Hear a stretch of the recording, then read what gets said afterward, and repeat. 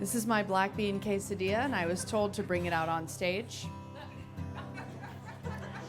So I did. Am I sure? Sure, yeah.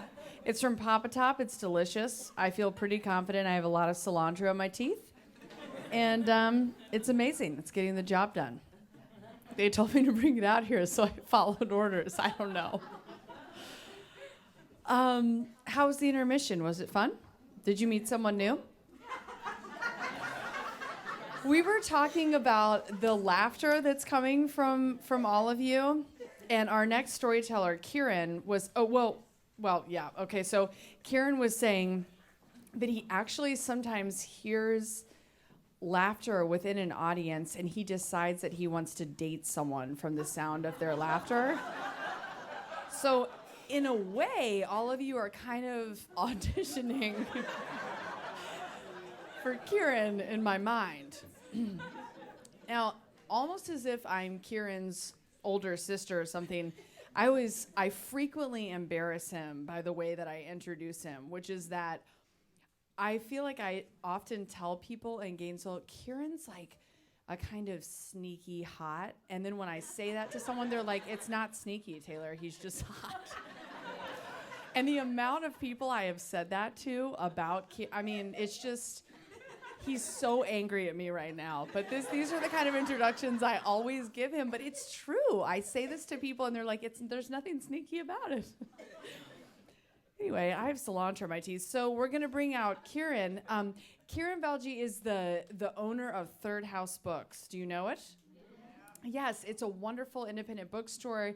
He does great things for Gainesville. And what I love about his bookstore, there's so many great things, but he really tries to highlight authors that are from Gainesville and that have specifically graduated from UF, which is really fun. And then also he has like a section for authors that write children's books. And he has talks and podcasts recorded in his store. And he just does wonderful things for the community. So Kiren's really involved, and he's looking to hear your laugh so that you can go on a date. This is like a totally new idea for Tinder that Kiren has come up with. The other thing is, tomorrow is Kiren's birthday. I know. So it's his birthday eve. And while he comes out on stage, why don't we just sing to him, okay? Here he comes, but sing to him. Happy birthday to you. Happy birthday to you. Happy birthday, dear Kiren. Happy birthday to you.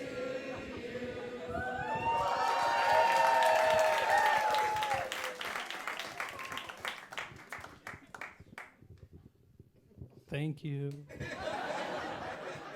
Now I'm not nervous at all. Thanks. I want to start by thanking Heartwood Soundstage for hosting us tonight. Truly one of the most beautiful spaces in Gainesville. And I want to thank Brandon and Bill and Taylor also for putting this all together. They had a really great year last year with some really great storytellers that you got to hear tonight. And I'm truly honored to be here, so thank you to them as well. So before we start in the story, I need to ask you a question. How many of you know what C'est la vie means? All right, right? Such as it is, so it goes, such as life. Okay, keep that in mind. It'll be important later in the story. I'm going to move this so I can nervously move around.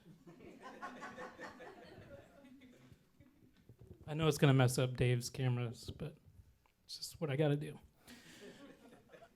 So the story starts out in 2005 when I went to grad school at University of Massachusetts, Amherst, up in Western Massachusetts.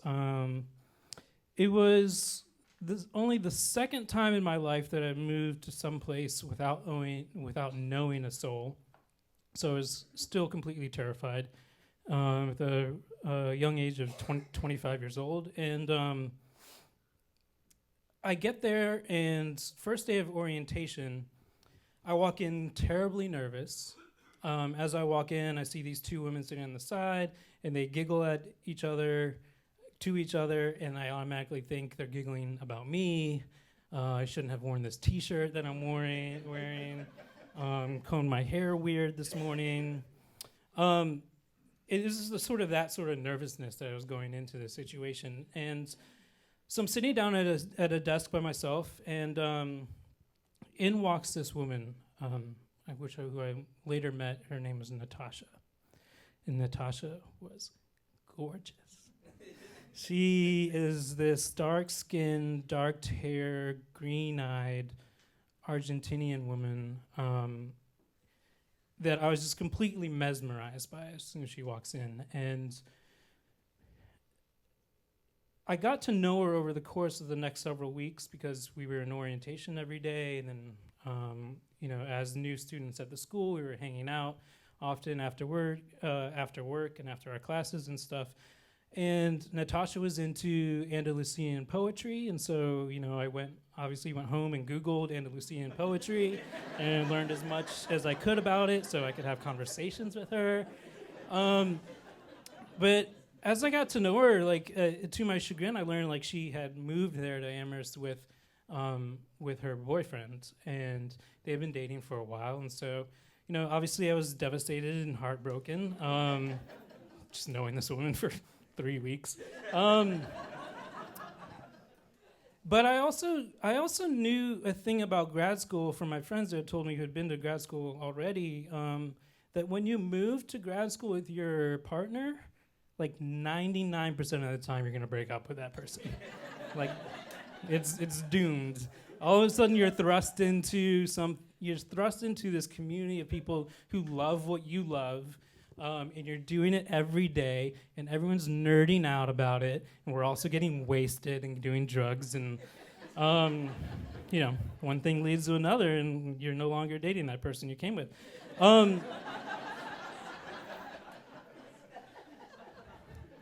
And because they often followed you, they're they don't have a job, so just things aren't working out. So when your partner asks to move with you to their grad school, just break up immediately. Don't go. It's either that or marry them immediately before you get there. Not that that's a guarantee, but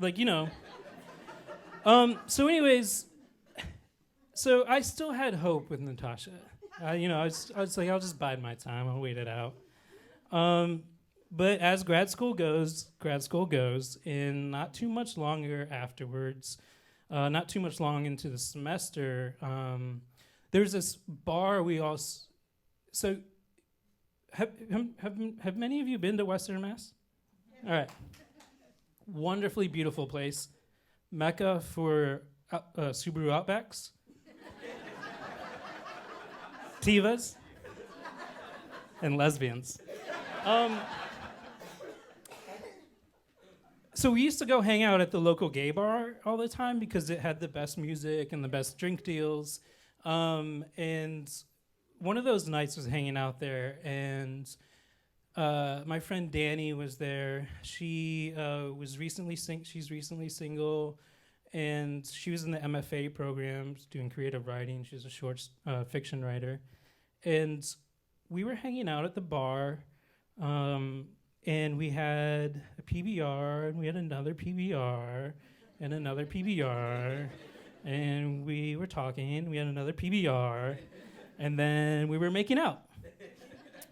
I was the first dude that Danny had made out with in 7 years, she said.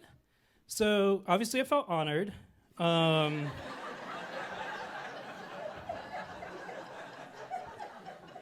She was freaking out, but we kept hanging out, and it was really great. And we ended up dating, and Danny turned out to be one of the most amazing people I'd ever met. And she taught me so many things, taught me so much about writing, so much about people and family. She had a really great family that I was super envious of, and she taught me how to be a good lover. And Danny had a diagram up in her bedroom wall.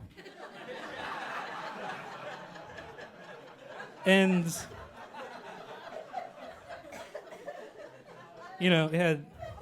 Don't worry, my dad's a doctor. It had the vulva, the labia, the clitoris, and she taught me so many things. So if I can recommend to anybody, it doesn't matter whether you're a cisgendered hetero male, if you're bi, or if you're gay, it doesn't matter. Date a lesbian. At least once in your life. It'll make you a better lover, I promise.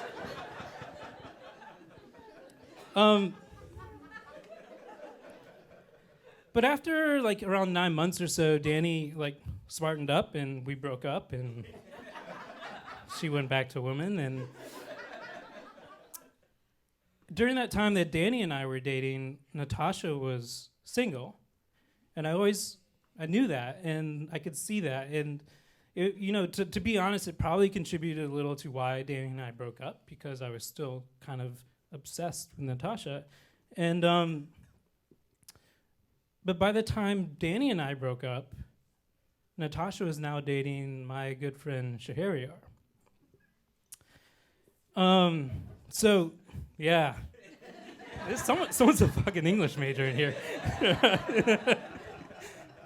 So what I forgot to mention was Natasha, as I went to grad school for English, and so it just seemed all too much. Natasha being a Russian literature trope for the seductress, and I had fallen for it, and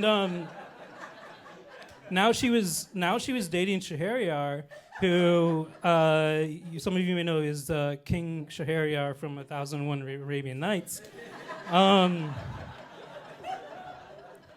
And briefly, I'll tell you, in case you need a reminder, King Shahryar, he was in love with his wife, but then she cheated on him, and so he murdered her. Just another day in the world. And yeah, I know.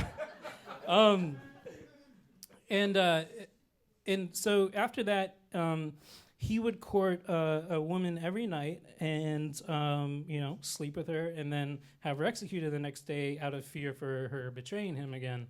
And until Princess Scheherazade came along, and she was a smart one, and decided to tell the king a story that night, and the story lasted till the morning, and she would be careful not to finish a story, and they would be tired, and she said, I will finish the story for you the next night. And so she would, live another day, and she did this for 1001 nights until King Shahryar was completely in love with her and had forgotten his neuroses and decided to keep her alive. It's a romantic tale. So this is my friend, named after this guy. And here he is with the seductress, Natasha. And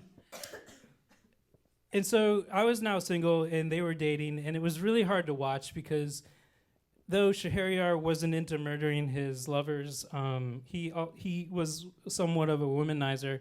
He's the son of a diplomat from Pakistan who grew up in Karachi, and if you want to live the sex, drug, and rock and roll lifestyle in the Islamic State of Pakistan, you live in Karachi, and that's where Shahryar lived. And he was an MFA student. He was a novelist. He was already published. I could see it.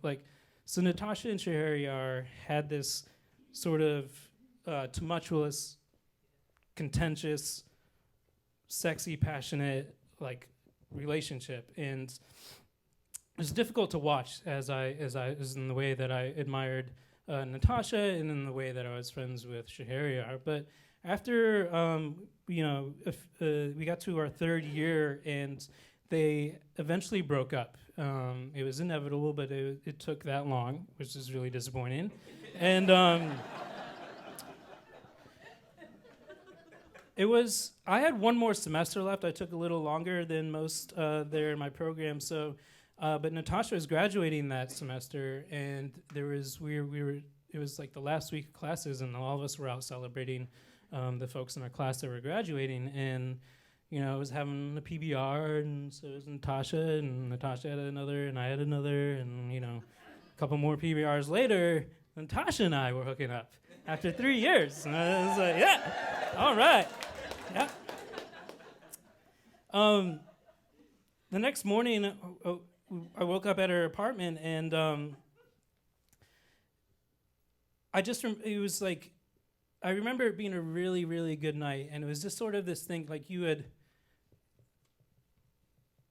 admired someone from a distance, and so and you had lived your life, but like somehow it all comes together in this, and you finally get to spend this night together, and it just sort of, it was really nice, and we talked and had a great morning together as well, and then for the next week, like, she just dropped off the radar. She didn't return my texts or calls, and I was a little disconcerting, and so finally I texted her like, hey, I don't know what's up, but can we just get together and talk? Like, no pressure, if it's cool with you.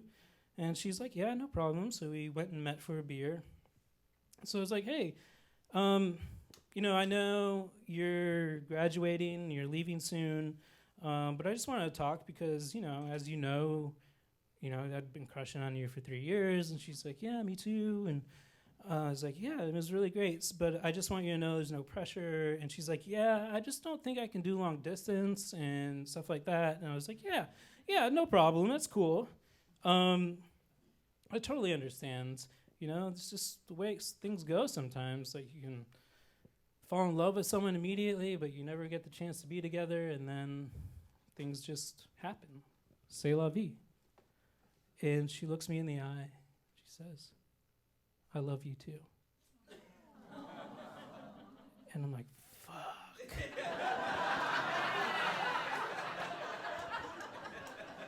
Right?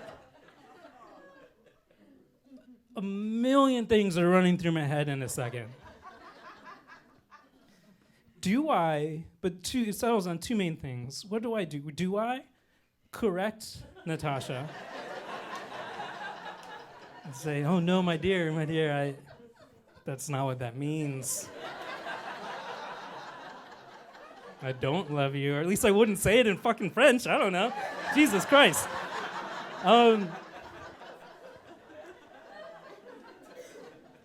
Or do I just let it go and I'm that weirdo for the rest of our lives that said I love you in French after essentially a one-night stand?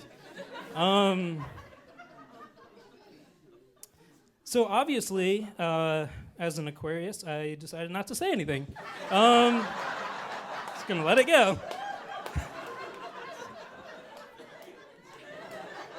Just nodded, finished my beer, and we went our separate ways. I didn't really talk to Natasha ever again. Still not sure whether it's my doing or hers, but and here's the other thing, is like now, like imagine this, Natasha might be at a storytelling event tonight